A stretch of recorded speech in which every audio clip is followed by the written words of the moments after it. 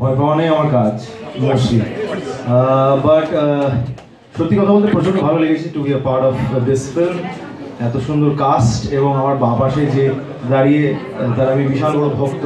একটা সময় ওনার একটা ছবি এসেছিল ভিতু, এবং সেই হলে গিয়েছিল শুধু আমি একাই বসেছিলাম। হ্যাঁ বলছে, এটা তো বলতে হবে। মানে আমি বলতে চাইছি, আমি সেরকম আমি কন্টেন্ট দেখে যেতাম না, আমি সে থাকলেই ছবি দেখতে যেতাম। সেই মানুষটার সঙ্গেও কাজ করতে পারলাম। এর আগেও করেছি গুড নাইট সিটি বলে একটা ছবি, তবে এইটায় আরও মানে যত মানে প্রচণ্ড ভালো লাগে ওনার সঙ্গে ফ্লোরে থাকতে।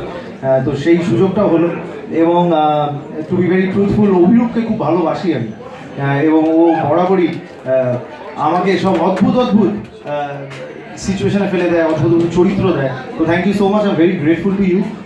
এবং অবভিয়াসলি বিক্রম আছে, অনির্বাণদা আছে, Priyanka is a brilliant actor, Sushmita আছে, অনন্যা আছে, এই সুস্মিতা আছে, দেবাদা, thank you so very much, thank you for the briefs and all. আর এইটা আমার প্রথম আইটেম নাম্বার, তো আশা করি খুবই ভালো হবে।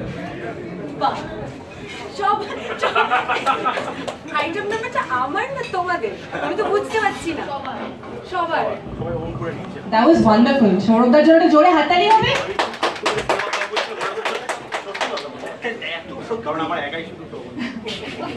তো নেক্সট আমরা জেনে নেব ঋত্বিক দার কেমন লেগেছে। ছোটবেলা থেকে যা সবাই আমার অনেক বড় ভক্ত, যেরকম সৌরভ দাও বললো, আমাদের সবার টিনেজ ক্রাশ বাবাইরা। কেমন লাগে স্যার আপনার কাছে? দারুণ লেগেছে। এই যে কথাটা অনির্বাণ বলছে, আমি যেগুলো করার রোজকার সুযোগ পাই না ছবিতে, এই ছবিতে আমাকে সেই সুযোগ দেওয়া হয়েছে। দেখতেই পাচ্ছেন যে অল্প বিস্তর অ্যাকশন করেছি। আসলে সবাই যেহেতু এই আইটেম সংটা নিয়ে নিয়েছে, তা আমি বলবো যে আমার নয়, আমি ছিলাম, আমিও ছিলাম।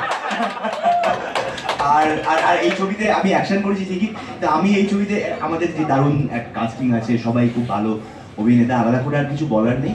আমার ব্যক্তিগত লাভ হয়েছে, আমি বলবো যে অভিরূপের সাথে আমি প্রথম কাজ করলাম, যে ওর সঙ্গে আমার পরিচয়টা হয়ে গেল। আমার মনে হয় আমরা আরো পরে কাজ করবো।